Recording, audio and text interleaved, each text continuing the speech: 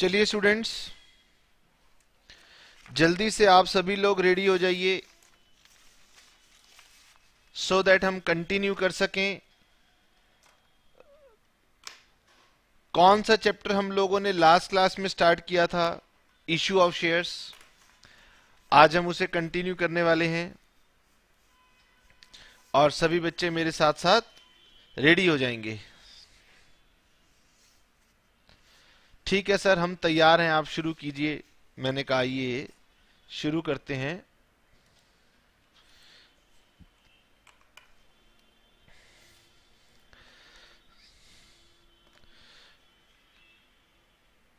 चलिए सभी बच्चे बेटे पहले तो मेरे साथ साथ चैप्टर का नाम लिखेंगे। चैप्टर का नाम है अकाउंटिंग फॉर शेयर कैपिटल। और अकाउंटिंग फॉर शेयर कैपिटल में अगर हम स्पेसिफिकली बात करें तो हम पढ़ने जा रहे हैं चैप्टर इशू ऑफ शेयर्स। ठीक है जी, आइए बेटे, मैंने लास्ट क्लास में आपको इसके कुछ बेसिक्स बताए थे। बच्चे कह रहे हैं हाँ सर आपने हमें इसके कुछ बेसिक्स बताए थे, तो फटाफट हम स्टार्टिंग से सभी बातों को रिवाइज करते हुए चलेंगे। बोलो पॉइंट नंबर 1। सबसे पहले मैंने आपको बताया था, लिखते हुए चलेंगे, लिखते भी जाएंगे और रिवाइज भी करते जाएंगे। मैंने आपको यह बात बता दी है, a company can issue only 2 kinds of shares. A company can issue 2 kinds of shares, namely, जल्दी से नाम बताएं। बच्चे कह रहे हैं हमें याद है सर, पहले का नाम था इक्विटी शेयर्स और दूसरे का नाम था preference shares.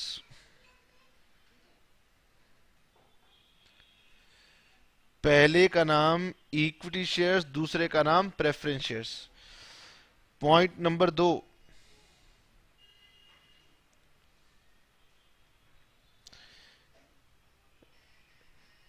accounting treatment is same for issue of both the kinds of shares। ठीक है जी। पॉइंट नंबर 3, सर कुछ नई बात भी हमें बताइए। मैंने कहा ठीक है, आइए पॉइंट नंबर 3 पढ़ते हैं, कुछ नई बात भी आपको बताते हैं। Shares can be issued for cash और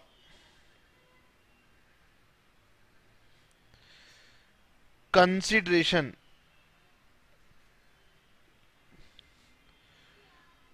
अदर देन कैश।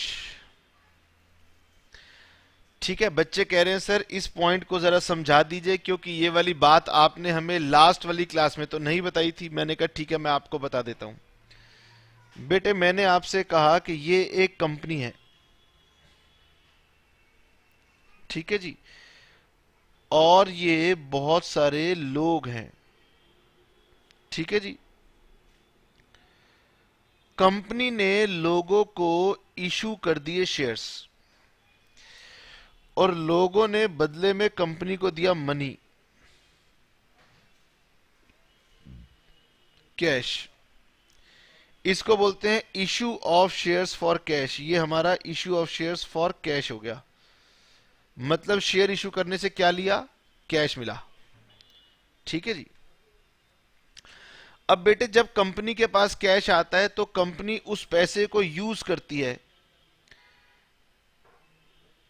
अपने लिए एसेट परचेज करने में कंपनी उसको यूज कर लेती है, या और खर्चों में कंपनी उसको यूज कर लेती है। Now case number b. अब सुनिएगा बेटे ध्यान से मेरी बात को, कि ये मैंने बनाया एक कंपनी, और ये मैंने बनाई पीस ऑफ लैंड। ठीक है जी, और ये मैंने बनाया लैंड का ऑनर। ये कंपनी इंटरेस्टेड है लैंड परचेज करने में, कंपनी का इंटरेस्ट लैंड परचेज करने में है, और ऑनर का इंटरेस्ट कंपनी के अंदर है। ठीक है जी, कंपनी इस ऑनर के पास गई और कंपनी ने इस ऑनर से पूछा क्या आप अपनी लैंड सेल करना चाहते हैं। ऑनर ने कहा यस, बिल्कुल सेल करना चाहते हैं। कंपनी ने बोला दाम बताइए। उसने बोला जी मेरी लैंड का दाम है 50 करोड़, 50 करोड़। कंपनी ने कहा ठीक है, डन, हम 50 करोड़ में आपकी लैंड खरीदेंगे। ठीक है, हमें कुछ समय दे दो। ऑनर ने कहा बताइए कितना समय चाहिए। कंपनी ने कहा हमें 3 मंथ्स का टाइम चाहिए। हम शेयर इशू करेंगे, लोगों से पैसा इकट्ठा करेंगे और आपको लाके दे देंगे। ऑनर ने बोला कि सर छोड़ो, एक डील करते हैं। कंपनी ने कहा बोलो क्या। ऑनर कहता है कि देखो जी आप मुझे शेयर्स दे दो, आप मुझे शेयर्स दे दो। कितने के? 50 करोड़ के, और बदले में मेरे से ये लैंड ले लो। यानी कंपनी ने शेयर दे दिए और ऑनर ने कंपनी को लैंड दे दी। यानी कि शेयर के बदले में हमें क्या मिला?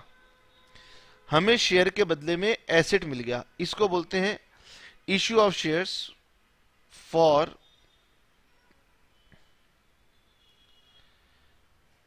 कंसिडरेशन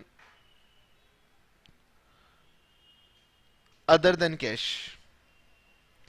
ठीक है जी, तो मैं आपके साथ पहले सारी accounting issue of shares for cash की करूंगा। ठीक है जी, आइए नंबर 4।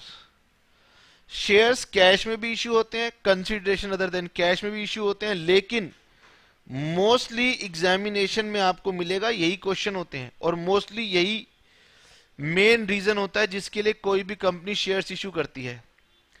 तो यही हमारा प्रैक्टिकली भी मेन पार्ट है और थ्योरेटिकली भी मेन पार्ट है। तो मैं यहां पर मोर देन 95% अपनी चर्चा करने वाला हूं issue of shares for cash के लिए।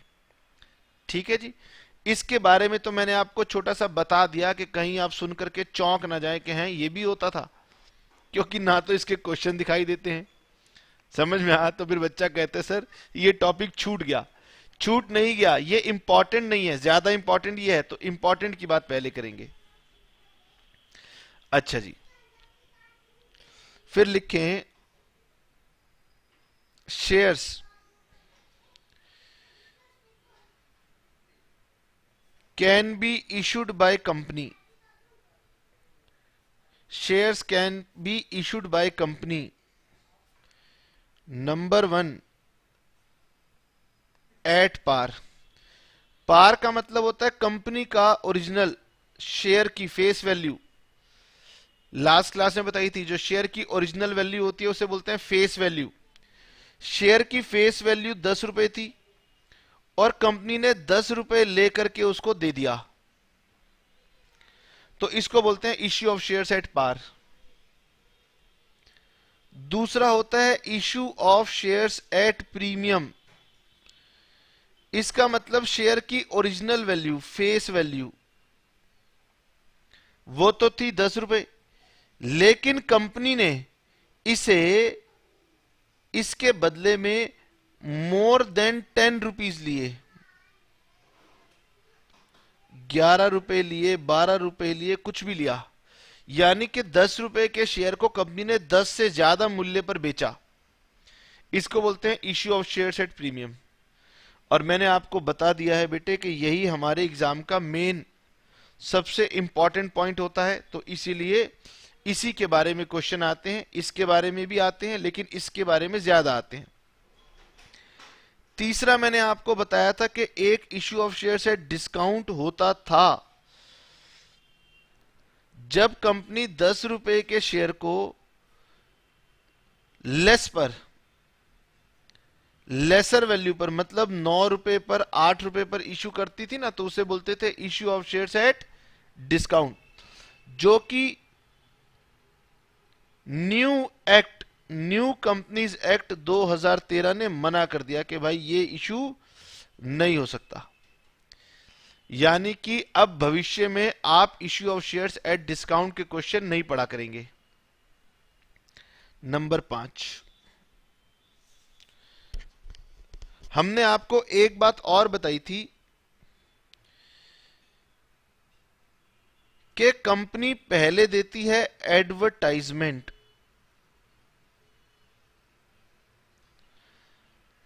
फिर कंपनी देती है प्रोस्पेक्टस, उसके बाद आता है पब्लिक। बाद में कंपनी के पास पब्लिक आती है, ठीक है जी, इसको बोलते हैं रिस्पॉन्स। तो मैंने आपको एक पॉइंट और बताया था, whenever shares are issued, there can be 3 situations. Number 1, over subscription. याद करके बताइए ओवर सब्सक्रिप्शन क्या होता था? when public apply for more shares than what company has offered,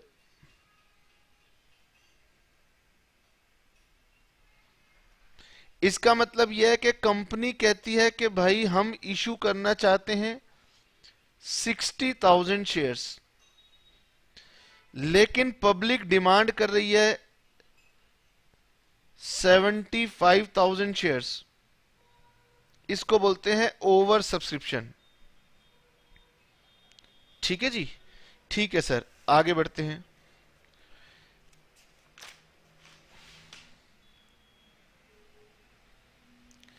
एक होता है फुल सब्सक्रिप्शन,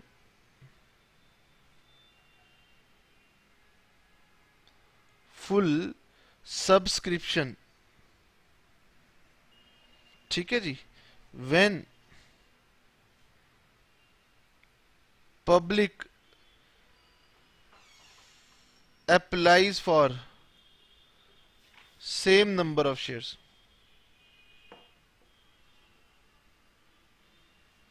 इसका मतलब 60,000 शेयर कंपनी ने ऑफर किए थे और पब्लिक ने 60,000 शेयर्स के लिए ही अप्लाई किया।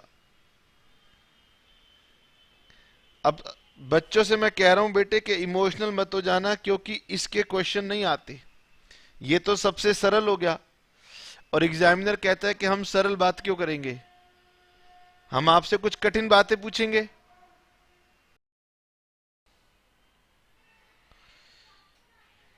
एक होता है अंडर सब्सक्रिप्शन। अंडर सब्सक्रिप्शन का मतलब होता है when public applies for lesser number of shares than what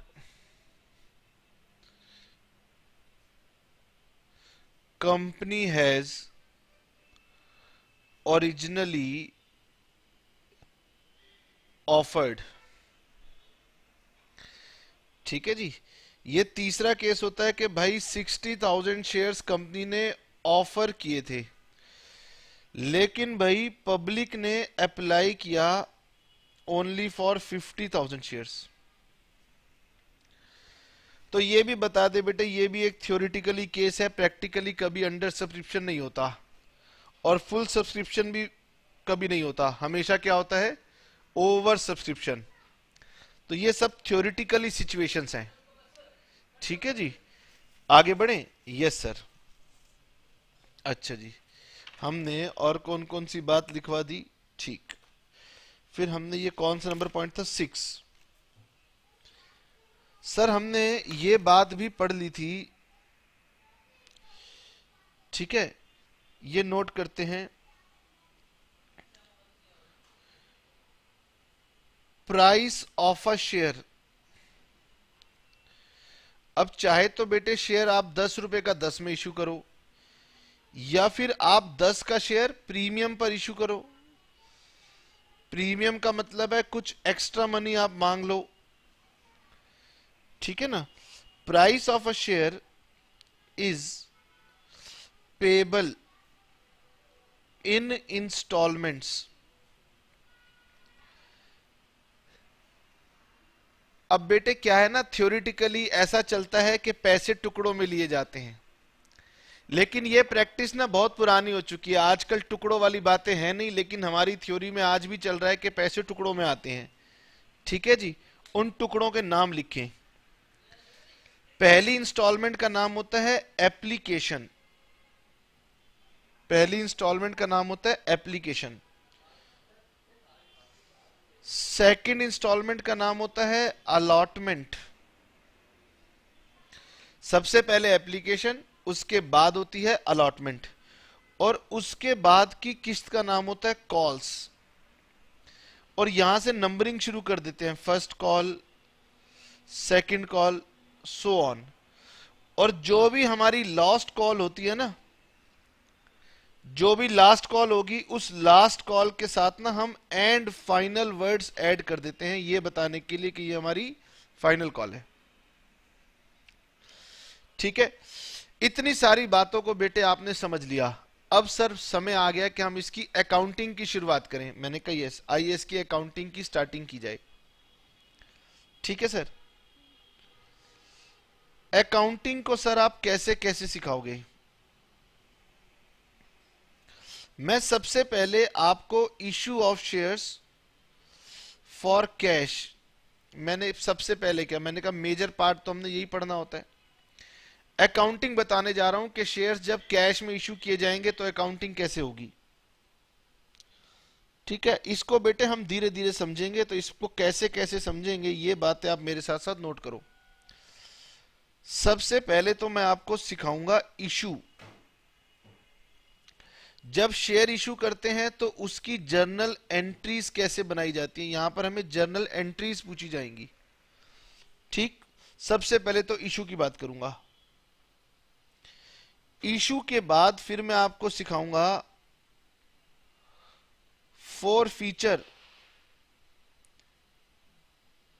and reissue, ठीक। फॉर फीचर एंड रीइशू के बाद मैं आपको सिखाऊंगा कुछ मिसलेनियस इश्यूज, और फिर मैं आपको सिखाऊंगा how to prepare balance sheet of a company as per new formats, ठीक है जी। तो सबसे पहले मुझसे ये पूछेंगे नहीं कि सर ये इशू क्या है, for feature and re issue क्या है, और मिसलेनियस इश्यूज कौन से हैं, और बैलेंस शीट कौन सी है, ये नोट कर लेंगे, ठीक है। सबसे पहले मैं आपके साथ डिस्कस करने जा रहा हूं इशू। इशू ऑफ शेयर्स की जर्नल एंट्रीज क्या क्या होंगी।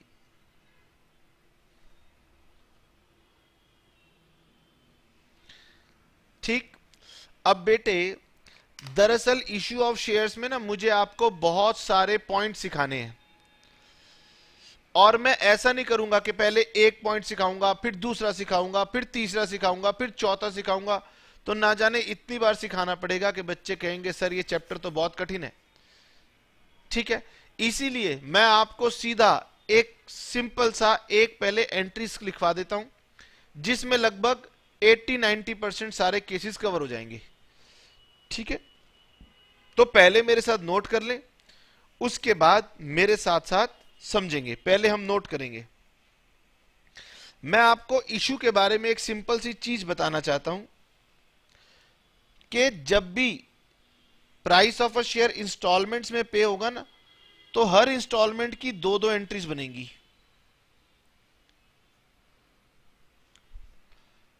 ठीक है।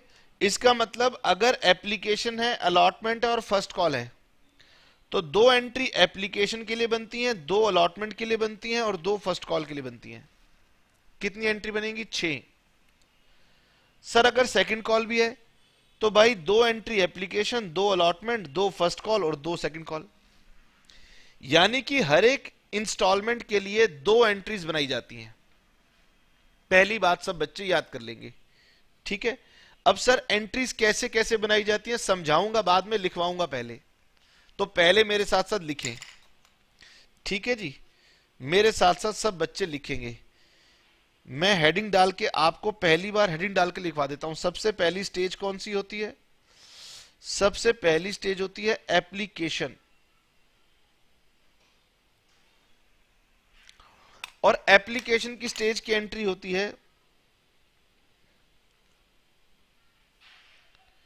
Bank account debit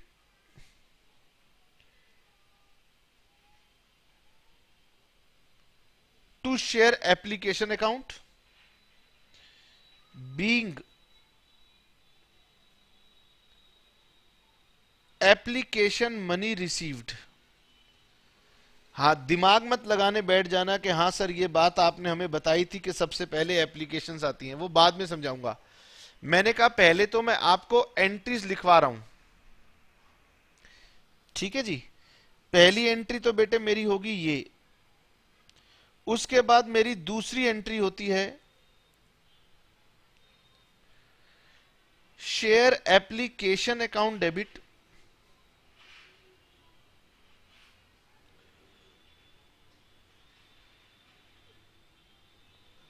to share capital account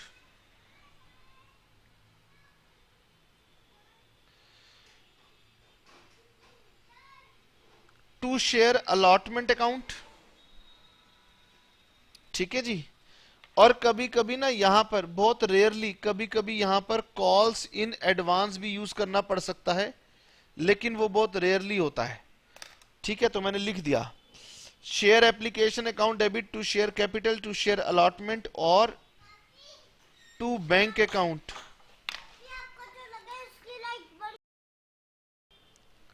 इसको बोलते हैं being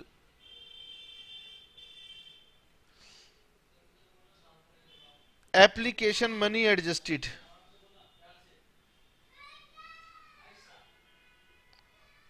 being application money adjusted, ये लीजिए बेटे, ये एप्लीकेशन की मेरे पास बनेंगी दो एंट्रीज, ठीक है। सर अगली स्टेज क्या आएगी? तो बेटे अगली स्टेज होती है stage of allotment. Second stage होती है allotment.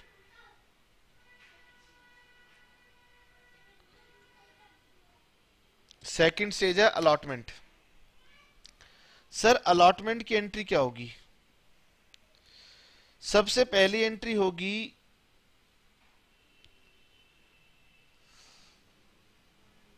Share allotment account debit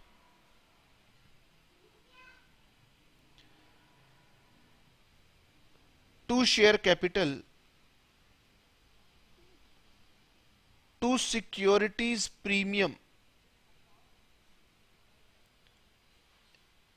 if applicable,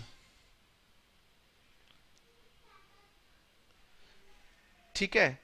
और मैंने आपको बताया है कि बेटे आप सिर्फ मेरे साथ साथ कॉपी कर रहे हैं, ये दिमाग नहीं लड़ाना कि सर ये एंट्रीज क्या है, ये मैं बाद में समझाऊंगा। बीइंग अलॉटमेंट ड्यू या बीइंग अलॉटमेंट डिमांडेड,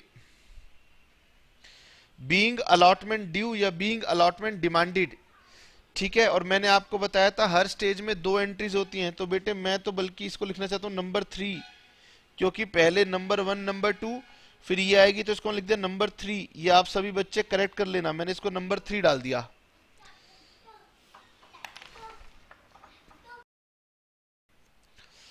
ठीक है। यानी इसके बाद अलॉटमेंट की स्टेज की एक और एंट्री लिखी जाएगी, नंबर 4। नेक्स्ट एंट्री लिखिए, नेक्स्ट एंट्री आएगी हमारे पास bank account debit to share allotment account being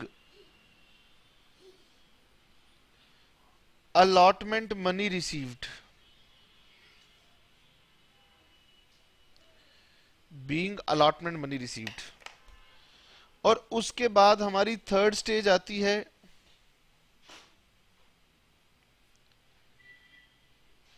calls. इसके बाद हमारी थर्ड स्टेज आएगी कॉल्स की। तो बेटे हमारे पास फिफ्थ एंट्री हो जाएगी share call account debit to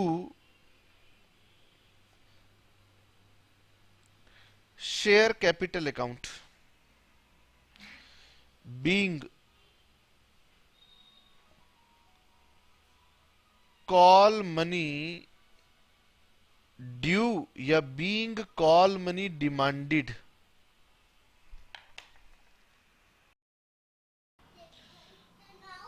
और सिक्स्थ एंट्री बनेगी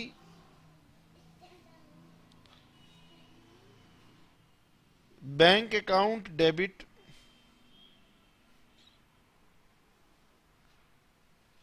to share call account, being call money received, being call money received. ठीक है जी। और मैंने आपको बताया था कि कॉल्स के साथ नंबर लगाते हैं, first call, second call, so on. तो लिखे नोट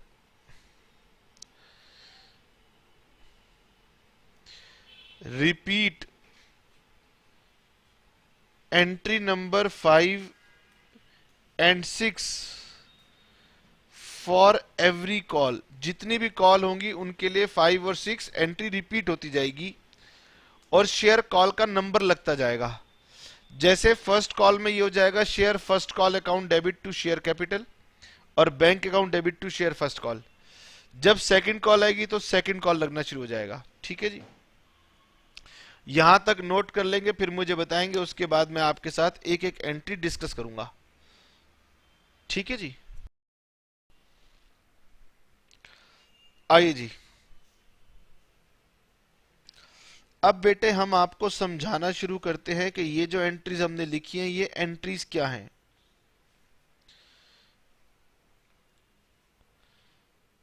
नंबर 1 बेटे ये तो है कंपनी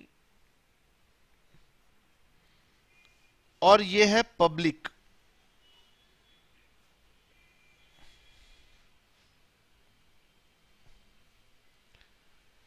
और ये बहुत सारी यहां पर ये पब्लिक खड़ी है। अब ये पब्लिक जो है कंपनी में शेयर खरीदना चाहती है। तो कंपनी कहती है कि भाई सबसे पहले तो आपको ना हमें एप्लीकेशन भेजनी होगी, आप हमें एप्लीकेशन सेंड कीजिए। ठीक है। और जो भी कंपनी में शेयर लेना चाहता है वो पहले एप्लीकेशन भेजेगा और एप्लीकेशन में लिखेगा उसे कितने शेयर्स चाहिए, नंबर ऑफ शेयर्स रिक्वायर्ड। और कंपनी एक कंडीशन लगाती है कि भाई हम सूखी सूखी एप्लीकेशन नहीं लेंगे, आपको इसके साथ में ना कुछ मनी देना होगा। तो into application money per share. ठीक है जी।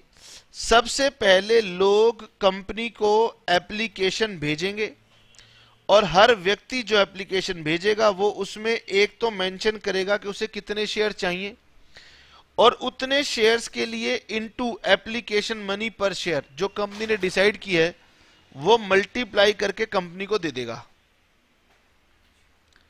ठीक है जी। इसीलिए मैंने अपनी सबसे पहली एंट्री लिखी थी, कंपनी कहती है कि भाई जब लोग एप्लीकेशन भेजेंगे तो हमें साथ में क्या मिलेगा, मनी। इसीलिए आप चेक कर सकते हैं कि मैंने पहली एंट्री लिखी bank account debit to share application account, bank account debit to share application account.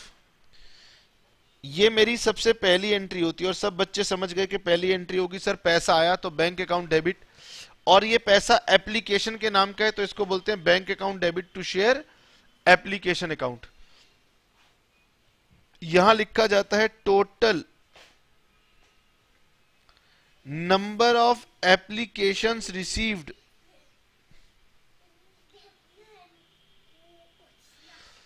Total number of applications जो कंपनी ने रिसीव की into application money per share. वो कंपनी जो भी application money per share decide करेगी उससे multiply कर देंगे तो आपको मिल जाएगा कितनी एप्लीकेशन मनी कंपनी को मिली। ठीक, बताएं बेटे पहली एंट्री समझ में आई?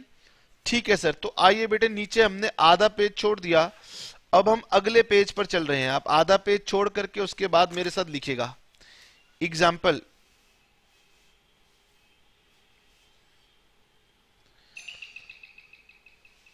a company invited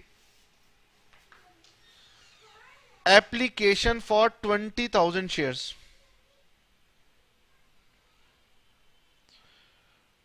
of rupees 10 each। एक कंपनी ने एप्लीकेशन मंगवाई 20,000 शेयर्स ऑफ रुपीज 10 ईच।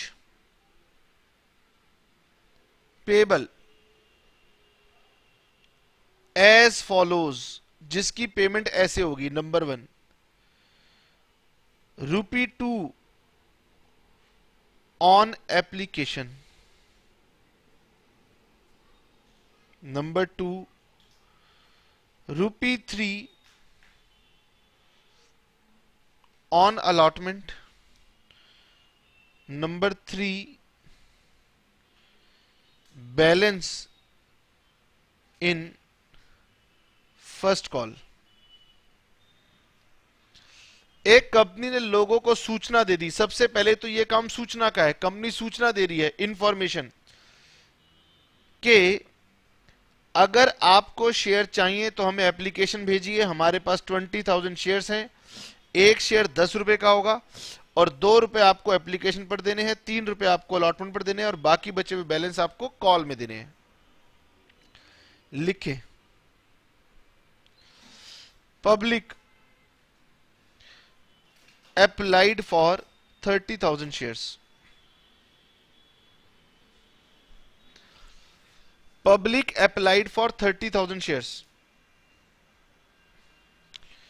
ठीक है, या आप लिख सकते हैं applications were received for 30,000 shares. ये एक ही बात है, पब्लिक ने एप्लीकेशंस भेजी और जब कंपनी ने एप्लीकेशंस खोल के गिनती की तो हमारे पास 30,000 शेयर्स की एप्लीकेशंस लोगों ने भर दी। ठीक है जी, आइए जी अब हम एंट्रीज बनाने का काम शुरू करते हैं। तो बेटे मैंने 2-3 लाइन छोड़ लिखना शुरू किया। सॉल्यूशन बताइए जी, पहली एंट्री क्या होगी? सर अभी अभी आपने हमें पहली एंट्री याद करवाई है, रटवा दी है। Bank account debit to share application account.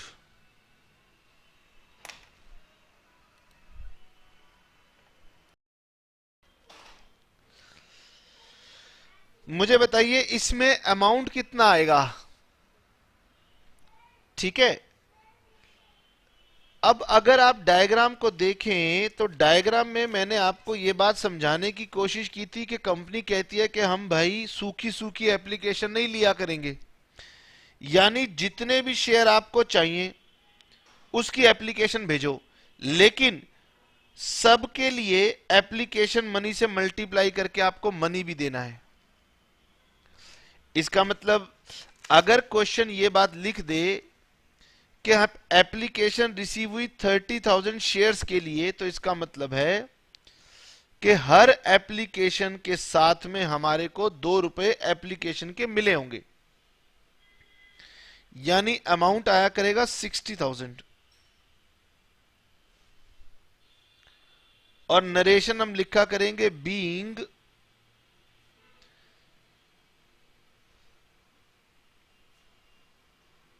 Application money received, ये लीजिए बेटे, ये मैंने पहली एंट्री लिख दी।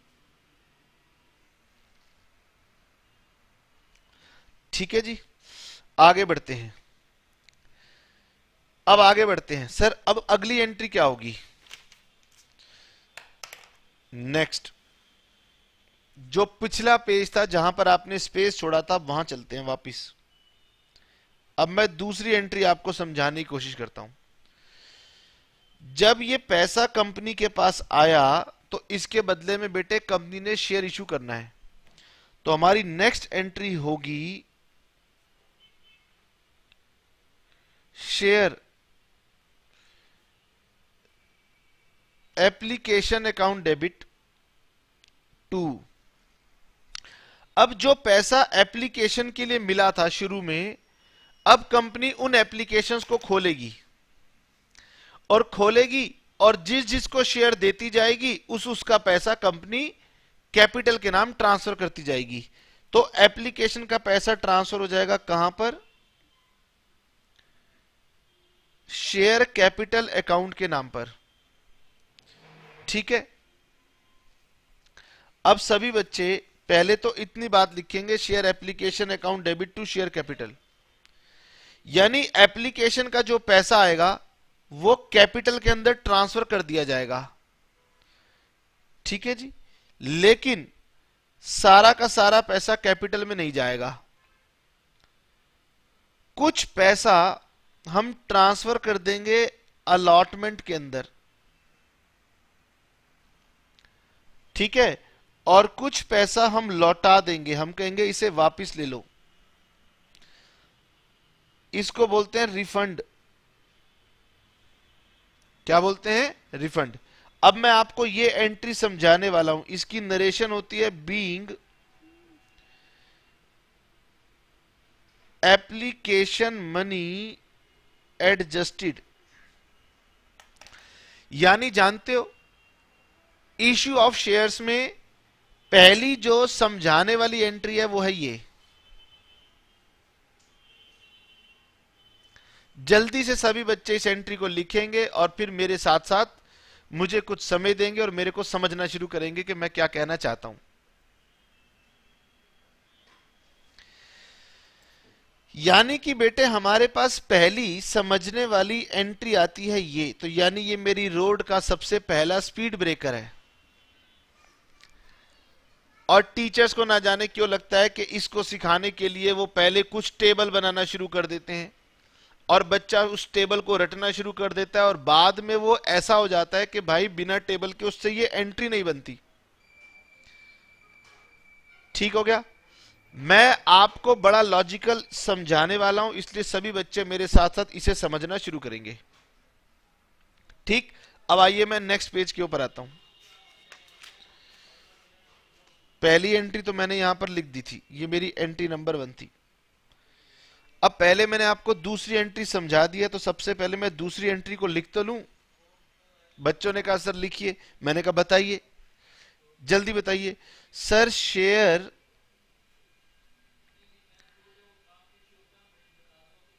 Application account debit, share application account debit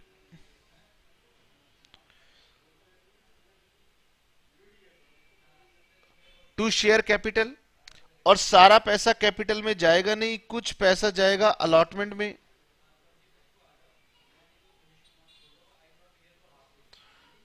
और कुछ पैसा जाएगा बैंक अकाउंट। इसे बोलते हैं रिफंड। यही बेटे पहली एंट्री है जो आपको समझनी है, बीइंग एप्लीकेशन मनी एडजस्टेड।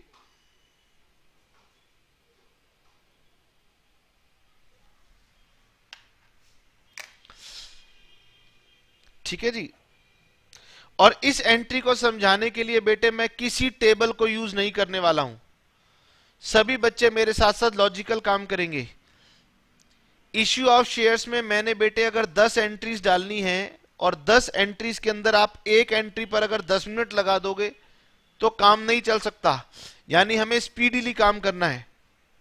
मेरे साथ सभी बच्चे यहां ध्यान से सुनेंगे। नंबर 1, पहले तो बताएं कि मुझे एप्लीकेशन मनी मिला कितना था, 60,000। ये लिखिए, यहां लिखिए 60,000। जितना एप्लीकेशन मनी मिलेगा वो यहां लिख दो। सर लिख दिया। अब सभी बच्चे मुझे आंसर देंगे कि भाई कंपनी कितने शेयर इशू करना चाहती थी।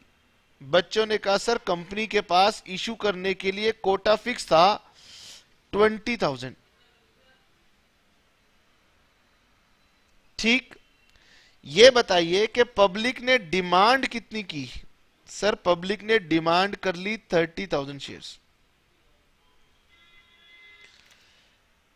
तो क्या कंपनी 30,000 शेयर्स इशू कर देगी? Answer is no. हमारे पास 20,000 शेयर्स हैं तो 20,000 शेयर्स ही तो इशू करेंगे। हम 20 से ज्यादा शेयर इशू नहीं कर सकते। पहली बात तो सभी लोग ये समझ लेंगे। समझ लिया? ठीक है सर, अब करें क्या? कंपनी कहती है कि भाई हम तो 20,000 शेयर्स ही इशू करेंगे और जो शेयर इशू करेंगे उनका पैसा कैपिटल में ट्रांसफर कर देंगे। ठीक है, इस सिचुएशन को पहले तो नाम दो। इसको नाम क्या दोगे? कंपनी ने इशू करने थे 20,000 शेयर जबकि लोगों ने अप्लाई कर दिए 30,000 शेयर। इस सिचुएशन का नाम दो। बच्चे कह रहे हैं सर जब भी पब्लिक ज्यादा शेयर्स की डिमांड किया करेगी तो हम इसे कहा करेंगे ओवर सब्सक्रिप्शन। यानी कि बेटे हमारे पास मोस्टली क्वेश्चंस में क्या रहेगा? Over subscription. और ओवर सब्सक्रिप्शन में हम कभी भी जितने शेयर इशू करने हैं उससे ज्यादा शेयर कभी भी इशू नहीं करेंगे। सर अब क्या किया जाए? सुनिए, जो 20,000 शेयर्स हैं उनका एप्लीकेशन मनी ट्रांसफर कर दो कैपिटल में। जितने भी शेयर्स मुझे इशू करने थे उनका एप्लीकेशन मनी ट्रांसफर कर दो कैपिटल के। आइए जी कैपिटल में ट्रांसफर कर दें। बोलिए। 20,000 शेयर्स का जो एप्लीकेशन का मनी बनता है ना वो कैपिटल में ट्रांसफर कर दो। This will amount to 40,000। ठीक, अब सवाल ये उठता है कि सर एप्लीकेशंस तो आई थी 30,000 की और आपके पास शेयर थे कितने? 20,000। तो आपने किया क्या? किसको मना किया और किसको शेयर दिया? ठीक है जी, आइए मुझे यह बताइए क्या एक व्यक्ति, एक पर्सन कंपनी से एक ही शेयर मांगता है या एक से ज्यादा शेयर मांगता है? सोच करके जवाब दीजिएगा। सर आपने तो कहा था कि कितने भी शेयर मांग सकते हो। समझ में आया? यानी लोगों ने एक एप्लीकेशन भेजी होगी तो उसमें लिखा होगा मुझे 500 शेयर चाहिए, दूसरे ने लिखा होगा मुझे 600 शेयर चाहिए, तीसरे ने लिखा होगा सर मुझे 300 शेयर चाहिए। तो यानी एक पर्सन ने मेरे पास एक से ज्यादा शेयर्स की डिमांड की थी। ठीक है जी,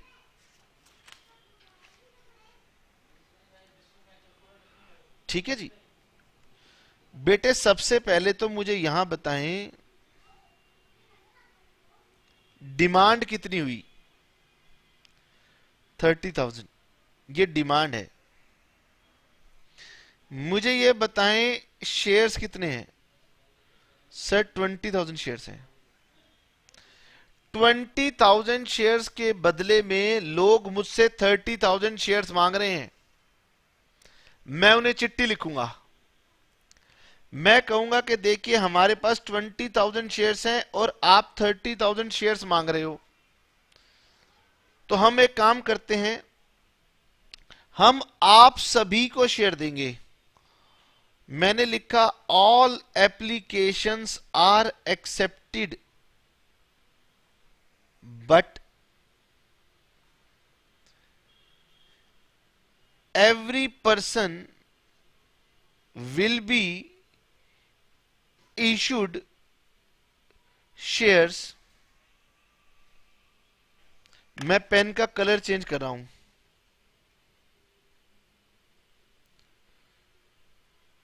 proportionately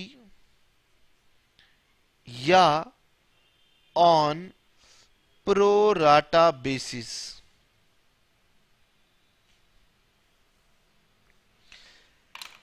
All applications are accepted but every person will be issued shares proportionately या फिर on pro rata basis. Sir इसका मतलब क्या है? इसका मतलब बहुत सिंपल है. 30,000 की डिमांड है, 20,000 की सप्लाई है, तो हम कहेंगे फॉर एवरी 3 शेयर्स डिमांडेड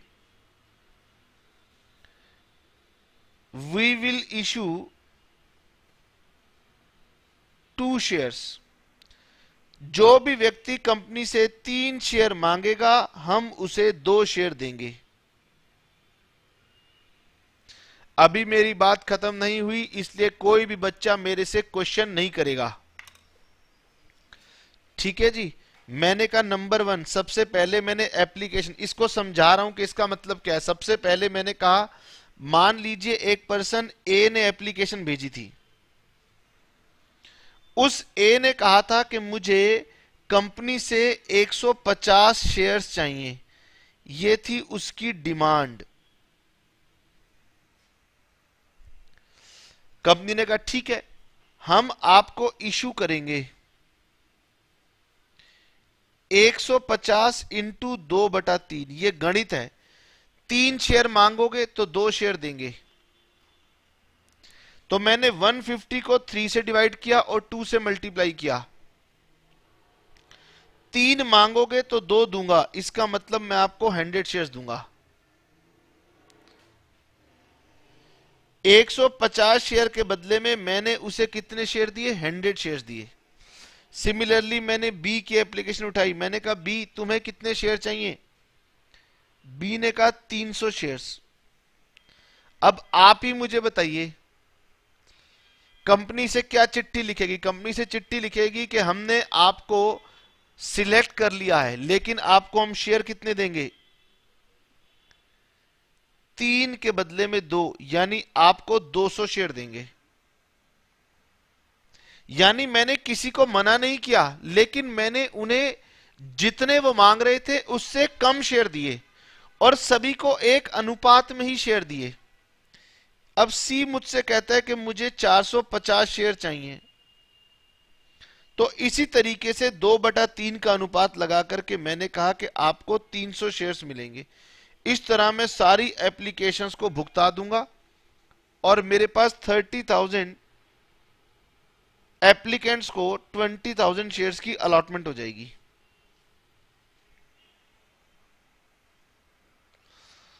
ठीक. इन लोगों ने मुझे 30,000 शेयर्स पर 2 रुपए दिए हैं, तो कितना हो गया? 60,000.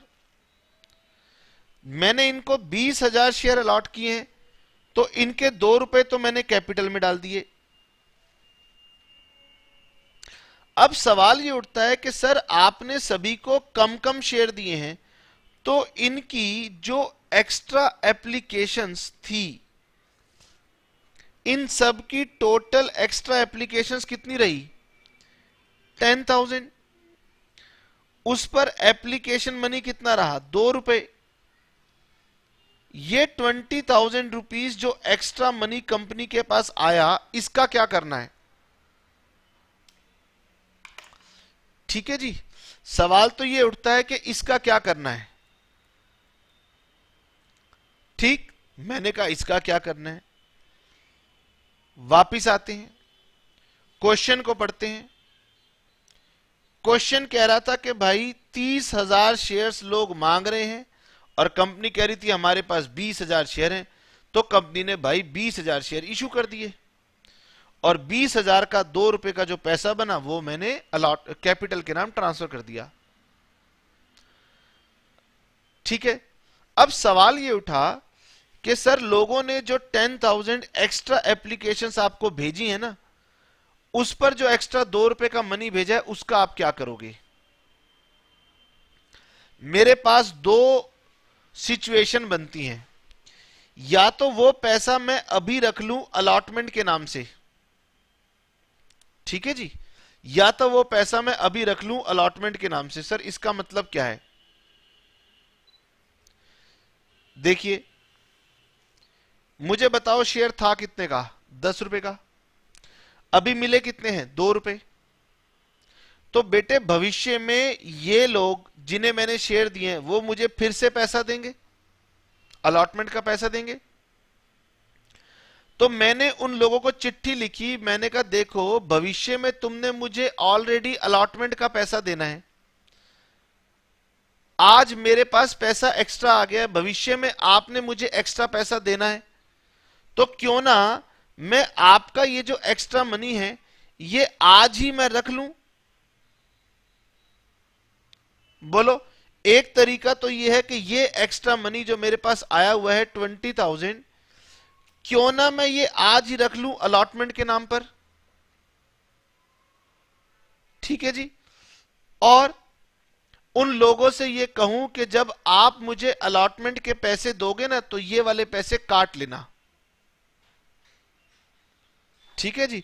तो मेरे पास ऑल्टरनेटिव क्या आया कि जो एक्स्ट्रा एप्लीकेशंस मेरे पास आई है ना, उनका 2 रुपए मैं, एक तरीका तो है अलॉटमेंट के नाम पर ट्रांसफर कर दूं। ये मैंने अलॉटमेंट के नाम पर ट्रांसफर कर दिया।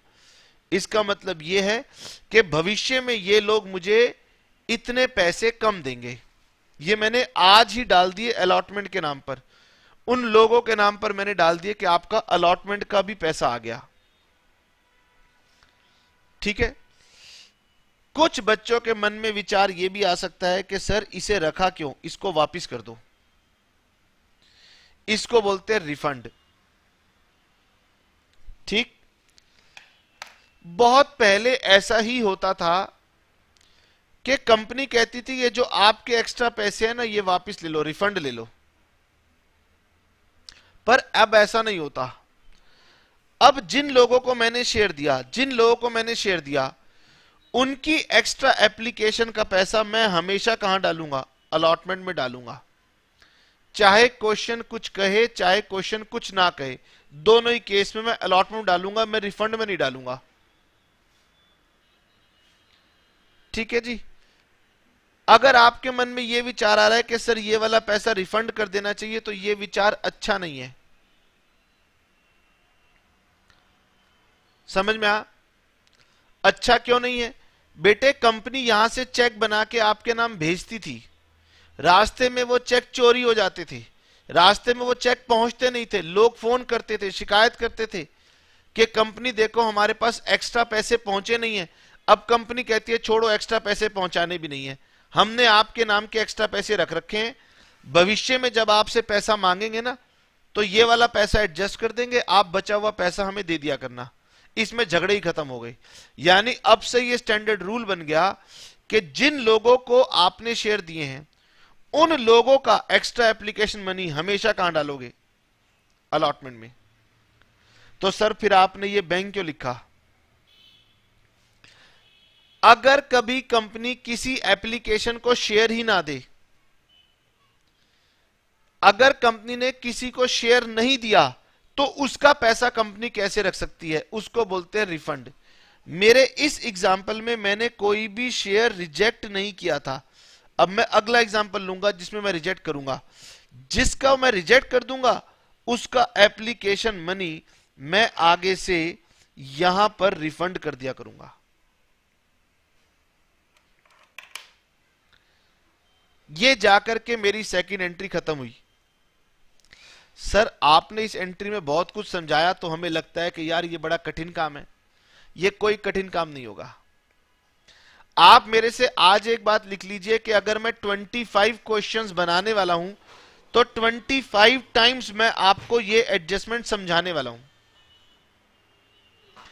और जो चीज आपको पहली बार डिफिकल्ट लग रही है ना, वो 2-3 क्वेश्चन करने के बाद आप मुझे कहोगे सर अरे ये तो याद हो गया, अब मत समझाओ।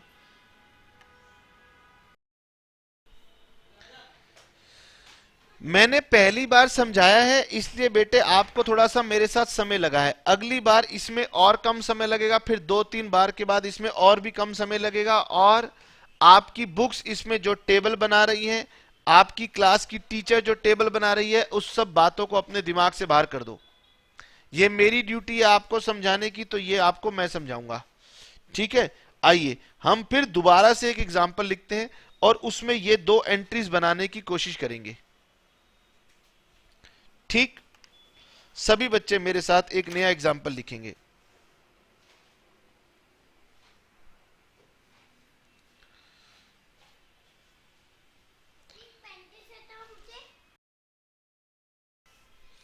A company invited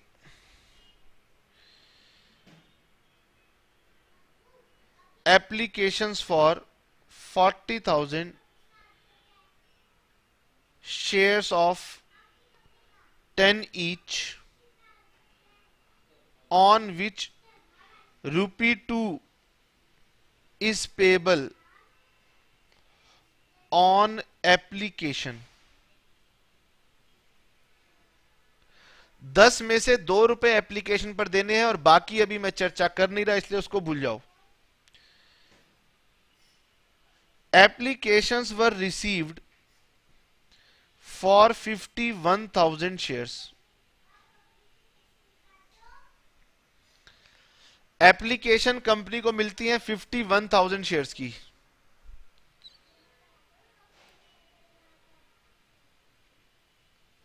Allotment was made pro rata to the applicants for 50,000 shares, and applicants for 1,000 shares were rejected। ये मैंने एग्जाम्पल लिखा, सभी बच्चे मेरे साथ साथ एग्जाम्पल को पढ़ेंगे।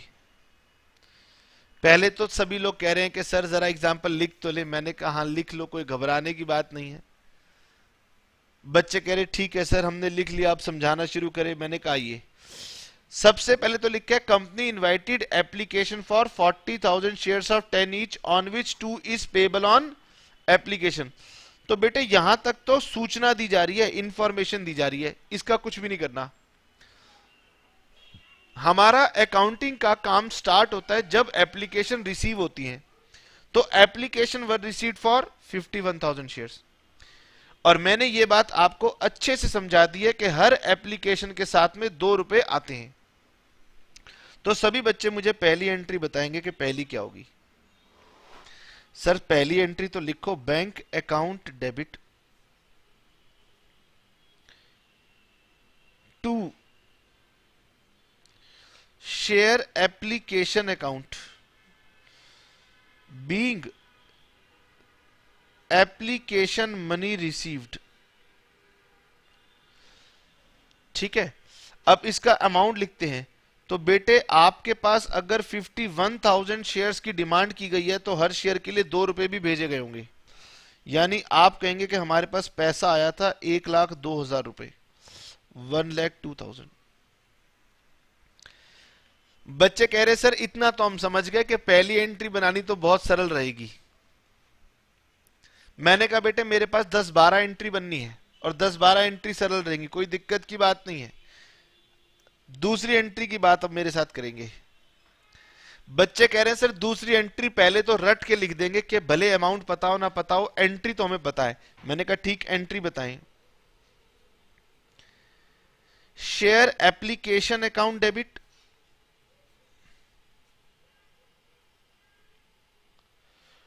टू शेयर कैपिटल अकाउंट,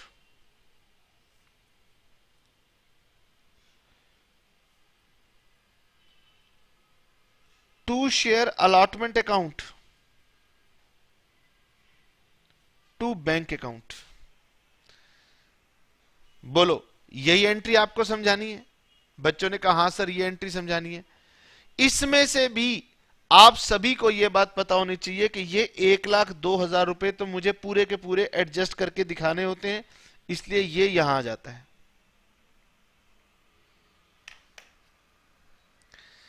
ठीक है जी। अब मुझे बताइए कितने शेयर कंपनी को इशू करने हैं? सर कंपनी ने जब एप्लीकेशन 40,000 की मांगी थी तो शेयर भी 40,000 ही इशू करने हैं। ठीक है, तो जितने शेयर कंपनी ने इशू करने हैं उनका पैसा, एप्लीकेशन का पैसा कैपिटल में ट्रांसफर कर दो। सर सबसे पहले तो यह समझ में आ गया कि 40,000 शेयर जो कंपनी ने इशू करने हैं ना, उनका एप्लीकेशन का मनी वो तो यहां पर ट्रांसफर कर दो। बोलो हो गया? ठीक है, अब मेरे साथ सब बच्चे पढ़ेंगे।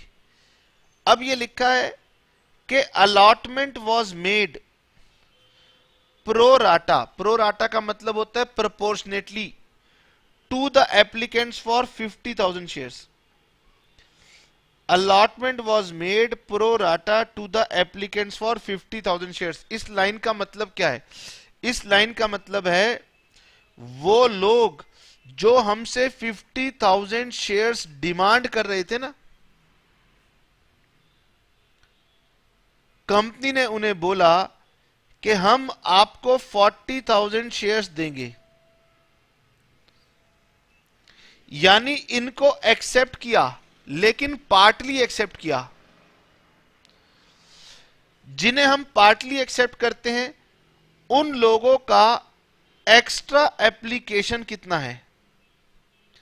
जो मांग रहे थे 50,000, उन्हें दिए गए 40,000 शेयर्स, तो इसका मतलब उन्होंने एक्स्ट्रा 10,000 शेयर्स की एप्लीकेशन कंपनी को दी थी। और ये तो सर वर्बली ही निकल जाता है कि उन्होंने एक्स्ट्रा 10,000 शेयर्स की एप्लीकेशन दी थी। बस जो लोग मेरे से प्रो राटा में शेयर लेते हैं उनकी एक्स्ट्रा एप्लीकेशन का पैसा मैं वापस नहीं करता, मैं रख लेता हूं। मैं कहता हूं कि भाई आपको 40,000 शेयर्स पर भविष्य में अलॉटमेंट का पैसा देना है, मैं आपसे वो पैसा कम करके ले लूंगा, तो ये वाला पैसा मैंने अलॉटमेंट के नाम का रख लिया।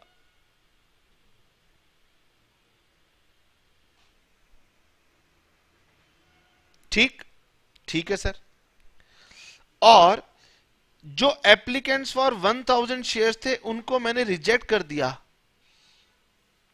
इसका मतलब है कि कंपनी ने उन्हें शेयर ही नहीं दिए। कुछ इनकी एप्लीकेशन में गलतियां थी, कुछ रूल कंपनी ने लिखे थे जो इन लोगों ने फॉलो नहीं किए होंगे, इसलिए कंपनी ने इनको देने से मना कर दिया। और जिन्हें हमने शेयर दिए ही नहीं उनके साथ भविष्य में हमारी कोई डीलिंग होगी भी नहीं। कंपनी कहती है कि अब आपके साथ तो हमारा नाता रहेगा नहीं, इसलिए आप अपना पैसा हमारे से उठा लो, वापिस उठा लो, इनका पैसा रिटर्न कर दो। ये लो जी।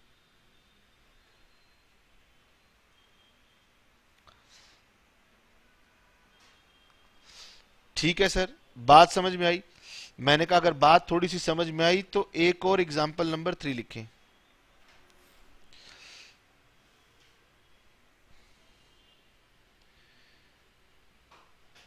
Application invited 60,000 shares. Application invited for 60,000 shares.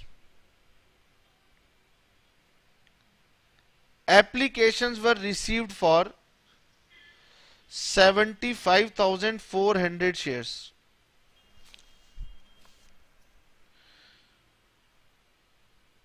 Application money ₹2 per share.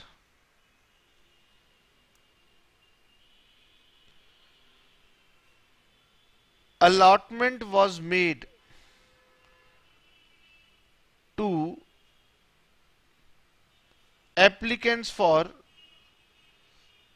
75,000 shares and rest of the applicants were rejected.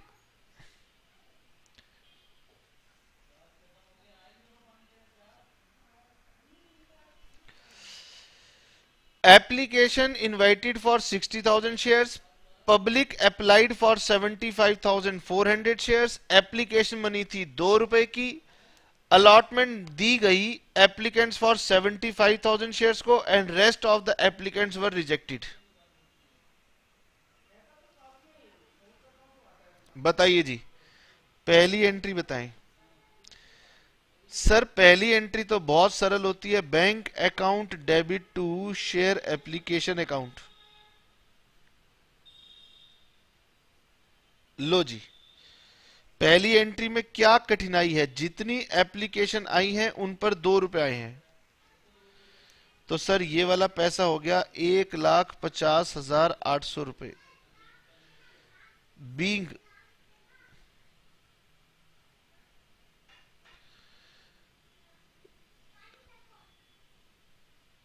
Application money received. Low,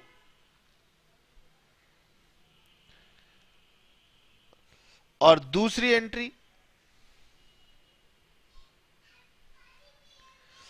sir, दूसरी एंट्री होती है शेयर एप्लीकेशन का जो पैसा आया था ना, उसमें से कुछ तो ट्रांसफर कर दो कैपिटल के नाम, कुछ ट्रांसफर हो जाएगा अलॉटमेंट के नाम, और कुछ ट्रांसफर हो जाएगा या रिफंड हो जाएगा बैंक. अब यहीं पर वीडियो रोक दीजिए और इसका अमाउंट डालिए. वीडियो को रोकिए और खुद ट्राई कीजिए, बाद में मेरे साथ आंसर टैली करना. ठीक है जी. अब पता नहीं आपने रोका या नहीं रोका, मैं तो आगे चलना शुरू कर देता हूं. सर जिन्हें शेयर इशू किए गए हैं उनका पैसा कैपिटल में, और शेयर तो डेफिनेटली 60,000 ही तो इशू होंगे. तो भाई 60,000 का जो पैसा बना वो डाल दो कैपिटल में. ये हो गया 1,20,000.